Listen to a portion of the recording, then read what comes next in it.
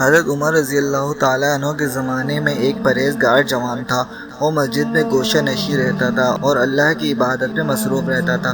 حضرت عمر رضی اللہ تعالیٰ عنہ کو وہ شخص بہت پسند تھا۔ اس جوان کا بوڑھا باپ زندہ تھا اور وہ شخص عشاء کے بعد اپنے بوڑھے باپ سے ملنے روزانہ جایا کرتا تھا۔ راستے میں ایک عورت کا مکان تھا۔ وہ اس جوان پر فریفتہ ہو گئی اور بہکانے لگی۔ روزانہ دروازے پر کھڑی رہتی اور جوان کو دیکھ کر بہکایا کرتی۔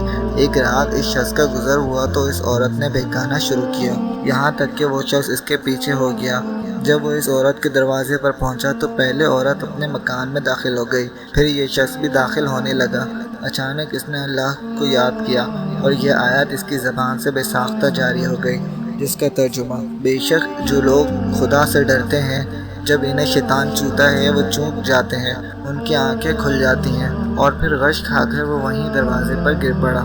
اندر سے عورت آئی یہ دیکھ کر کہ جوان اس کے دروازے پر بے ہوش پڑا ہے، اس کو اپنے اوپر الزام آنے کا اندیشہ ہوا۔ چنانچہ اس نے اپنی ایک لونڈی کی مدد سے اس جوان مرد کو وہاں سے اٹھا کر اس کے دروازے پر ڈال دیا۔ ادھر بوڑھا باپ اپنے لڑکی کی آمد کا منتظر تھا۔ جب بہت دیر تک وہ نہ آیا تو اس کی تلاش میں گھر سے نکلا، دیکھا کہ دروازے پر بے ہوش پڑا ہے۔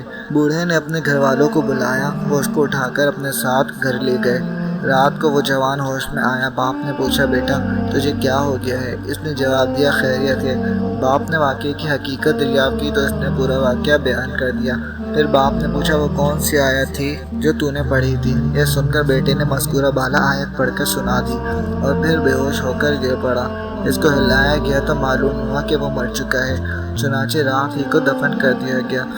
جب صبح ہوئی اور حضرت عمر رضی اللہ تعالیٰ عنہ کو اس کے انتقال کی خبر ملی تو مرحوم کے بوڑھے باپ کے پاس تعزیت کے لے گئے۔